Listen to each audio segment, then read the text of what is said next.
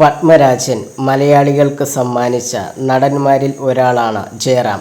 ആദ്യ ചിത്രമായ അപരനിലൂടെ തന്നെ മലയാളത്തിലെ മികച്ച നടന്മാരിൽ ഒരാളായി മാറിയ ജയറാം 100-ലധികം ചിത്രങ്ങളിലൂടെ പ്രേക്ഷകരുടെ പ്രിയങ്കരനായി മാറി. എന്നാൽ പിന്നീട് മലയാളത്തിൽ തുടർ പരാജയങ്ങൾ സംഭവിക്കാൻ തുടങ്ങിയപ്പോൾ ജയറാം തമിഴ്, തെലുങ്ക് തുടങ്ങിയ അന്യഭാഷകളിൽ കൂടുതൽ സജീവമാകുകയായിരുന്നു. ഫിറ്റ്നസിനെ കുറിച്ച് സംസാരിക്കുകയാണ് നടൻ ജയറാം.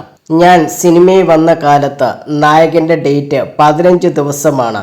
ഈ 15 ദിവസം മുഴുവനും ഷൂട്ടിലായിരിക്കും. ഉറങ്ങാൻ പോലും ശരിക്കും സമയം കിട്ടാറില്ല. ഇതിനിടെ ഫിറ്റ്നസ് ശ്രദ്ധിക്കാൻ നേരം കിട്ടിയില്ലായിരുന്നു. കമലഹാസൻ സാറിനൊപ്പം ചാണക്യൻ എന്ന സിനിമ ചെയ്യുമ്പോൾ അദ്ദേഹം പറഞ്ഞു, ജയറാമിന് നല്ല ബോഡി ഫ്രെയിം ഉണ്ടല്ലോ, എന്തുകൊണ്ടാണ് എക്സസൈസ് സ്ഥിരമായി ചെയ്യുന്നില്ലേ എന്ന്.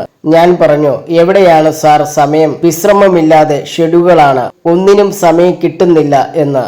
എത്ര തിരക്കായാലും ഫിറ്റ്നസ് കാക്കാനും എക്സസൈസിനും ടൈം കാണണം എന്ന് അദ്ദേഹം ഉപദേശിച്ചു. മറ്റു ഭാഷകളിൽ അഭിനയിക്കുമ്പോഴാണ് നമുക്ക് മനസ്സിലാകുന്നത് അവിടുത്തെ താരങ്ങൾ ഫിറ്റ്നസ് എത്രമാത്രം പ്രാധാന്യം നൽകുന്നുണ്ടെന്ന്. ഇന്ന് ഇവിടുത്തെയും നടീനടന്മാർ ഫിറ്റ്നസിനെ കുറിച്ച് വളരെ ബോധവാന്മാരാണ്. അവർ വ്യായാമത്തിനും ശരീരം നന്നായി നോക്കാനും സമയം കണ്ടെത്തുന്നു. കമൽ സാർ അന്ന് തന്ന ഉപദേശം എന്നും മനസ്സിലുണ്ടായിരുന്നു.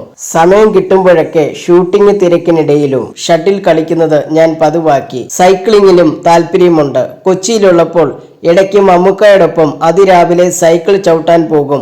ഇപ്പോഴും ഇടയ്ക്കൊക്കെ ഞാൻ തനിയെ അങ്ങനെ സൈക്കിൾ ചവിട്ടി പോകാറുണ്ട്, ജയറാം പറഞ്ഞു.